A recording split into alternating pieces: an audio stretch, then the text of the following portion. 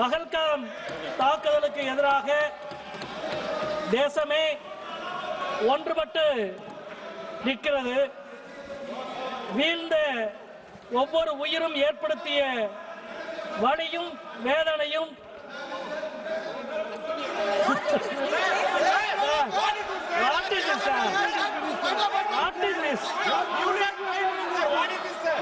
Speaker madam, honourable speaker madam,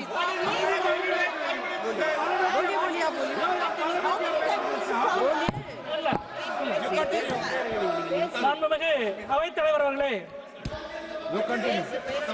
பயங்கரவாத தாக்குதலுக்கு எதிராக இந்த அரசு இந்தியா தொடுத்த எதிர்வினை, அது சார்ந்த ஒரு விவாதத்தை மிகவும் பொறுப்புணர்ச்சியோடு இந்த அவையிலே நடத்துவதற்கு எதிர்க்கட்சிகளாகிய நாங்கள் தொடர்ந்து முயற்சி செய்து கொண்டிருக்கிறோம்.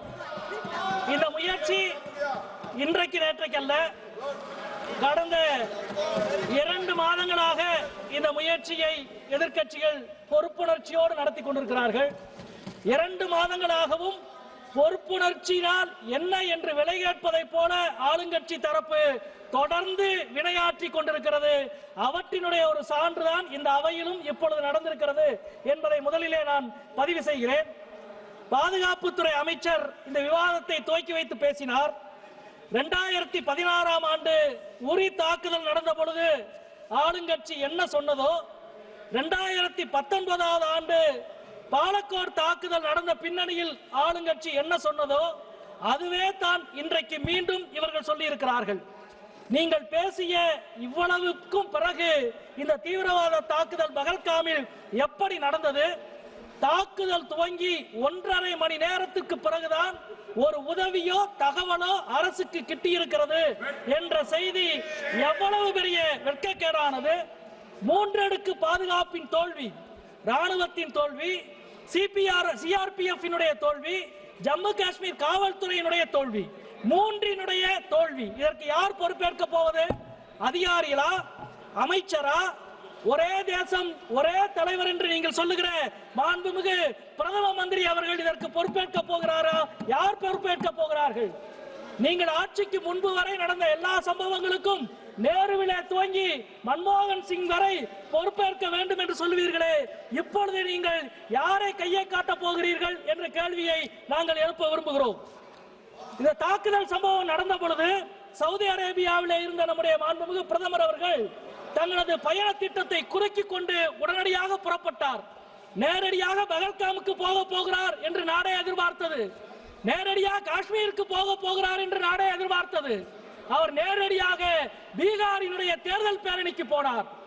எங்கள் இதயங்களில் தேசம் இருக்கிறது, உங்கள் இதயங்களில் தேர்தல் மட்டும்தான் இருக்கிறது என்பதை இந்த நாடு தொடர்ந்து பார்த்துக் கொண்டிருக்கிறது. அது மட்டுமல்ல, சிறப்பு நாடாளுமன்ற கூட்டத்தொடரை கூட்டுங்கள் என்று மீண்டும் மீண்டும் நாங்கள் கேட்டுக்கொண்டே இருக்கிறோம். பிரதமர் என்ன சொன்னார்? ஜனநாயகத்தின் கோவில் இந்த நாடாளுமன்றம் என்று சொன்னார். சரி, கோயிலுக்கு வாங்க என்று நாங்கள் கூப்பிடுகிறோம். கோவிலுக்கு வர இவ்வளவு பயப்படுகிற ஒரு பிரதமரை நீங்கள் கொண்டிருப்பது சரியா, நியாயமா? ஏன் அதுவும் சிறப்பு வழிபாட்டுக்கு வாருங்கள், சிறப்பு கூட்டத்தொடருக்கு வாருங்கள் என்று மீண்டும் மீண்டும் கேட்கிறோம். இங்கே வராமல் பீகாருக்கு போய் பிரதமர் பேசுகிறார். கற்பனை செய்ய முடியாத தாக்குதலை நாங்கள் நடத்துவோம் என்றார். நாங்கள் எதிர்பார்த்துக் கொண்டிருந்தோம் கற்பனை செய்ய முடியாத தாக்குதலை நடத்துவார் என்று. நடத்தினார். யார் நடத்தினார்? அமெரிக்க அதிபர் ட்ரம்ப் நடத்தினார். கற்பனையே செய்ய முடியாத ஒரு தாக்குதலை. இந்த பிரச்சனையில் அதிகமாக தோல்வி அடைந்திருப்பது உள்துறை அமைச்சகமா அல்லது வெளியுறவுத்துறை அமைச்சகமா என்ற விவாதத்தை இந்த அவை நடத்தி கொண்டிருக்கிறது. எதிர்க்கட்சிகள் ஆகிய நாங்கள் IMF சர்வதேச நிதியம் பாகிஸ்தானுக்கு கடன் கொடுப்பதை இந்தியாவால் தடுக்க முடியவில்லை. IMF நிர்வாக குழுவில் 25 நாடுகள் இருக்கிறது. ஒரு நாடு கூட இந்தியாவுக்கு ஆதரவாக வாக்களிக்கவில்லை. உலக அரங்கில் இந்தியாவை தனிமைப்படுத்தி வைத்திருக்கிறீர்கள் நீங்கள் என்பதை இங்கே நாங்கள் சுட்டிக்காட்ட விரும்புகிறோம். அதே போல பாலஸ்தீன பிரச்சனையில் ஐநா தீர்மானத்தில் இருந்து விலகியது, ஈரான் மீதான தாக்குதல் பிரச்சனையில் சாங்காய் ஒத்துழைப்பு அமைப்பினுடைய கூட்டறிக்கையில் கையெழுத்து போடாதது, ட்ரம்பினுடைய பேச்சுக்கு எதிராக எந்த எதிர்வினையும் ஆற்றாதது, இதுவெல்லாம் சர்வதேச அரங்கத்தில் இந்தியாவை ஒரு கோழை நாடாக கொண்டு போய் நிறுத்தி இருக்கிறீர்கள் என்பதை நாங்கள் இங்கே குற்றம் சாட்ட கடமைப்பட்டிருக்கிறோம். எனக்கு முன்னால் பேசிய மரியாதைக்குரிய முன்னாள் அமைச்சர் அனுராக் தாக்கூர் அவர்கள் குறிப்பிட்டதை போல இந்தியாவின் நிலைப்பாட்டை உலக நாடுகளுக்கு சொல்லுவதற்கு அனைத்து கட்சி குழுவை நீங்கள் அனுப்பினீர்கள். நாங்கள் எங்கள் கட்சியில் இருந்தோம், எதிர்கட்சிகள் எல்லாம் அதில் பங்கெடுத்தார்கள். என்ன விசித்திரம் தெரியுமா? உங்களால் கடந்த காலங்களில் யாரெல்லாம் தேச துரோகிகள் என்று சொன்னீர்களோ அந்த தேச துரோகிகளில் பலர் எதிர்கட்சி குழுவில் பங்கெடுத்தோம். ஏனென்றால் எங்களுக்கு முக்கியம் தேசம்தான். அது மட்டுமல்ல, ஒவ்வொரு குழுவிலும் 1 அல்லது 2 இஸ்லாமிய எம்பிக்கள் பங்கெடுத்தார்கள். பாஜக ஆட்சிக்கு வந்ததுக்கு பிறகு இஸ்லாமிய எம்பிக்களுக்கான பிரதிநிதித்துவத்தை கொடுத்திருக்கிற முதல் விஷயம் இதுதான். அதை கொடுத்தவர்கள் எதிர்கட்சிகளாகிய நாங்கள்.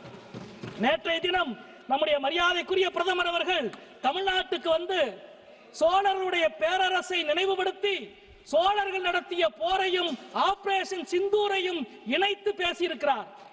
நான் ஒரு வரலாற்று மாணவன், வரலாற்றை அறிந்த ஒரு எழுத்தாளர் என்ற முறையில் சொல்கிறேன்.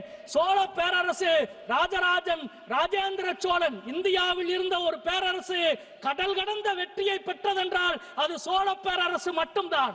அந்த வெற்றிக்கு என்ன காரணம் தெரியுமா?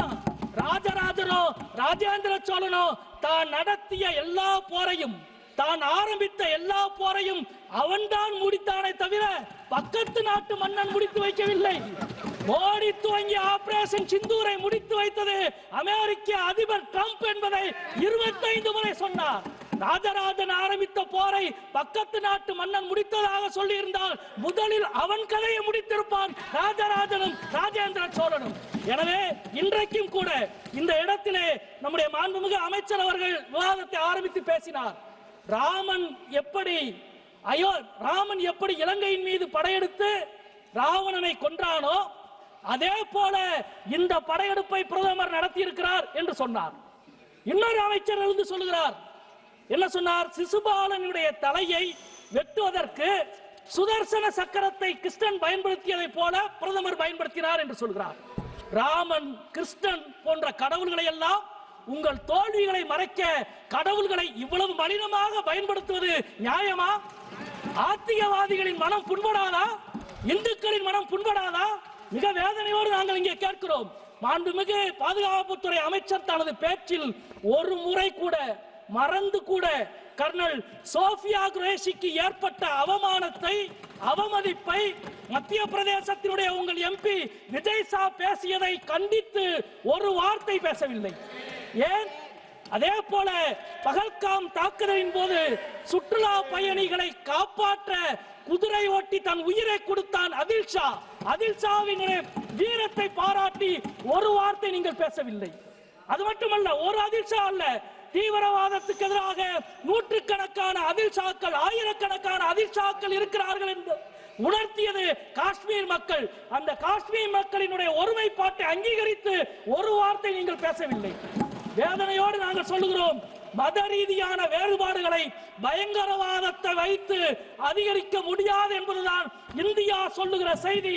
அதுதான் இந்தியா. அந்த இந்தியாவை உங்களால் ஒருபோதும் பிளக்கவோ வெறுக்கவோ முடியாது. நாங்கள் வெல்லுவோம் என்பதை சொல்லி முடிக்கிறேன். நன்றி, வணக்கம்.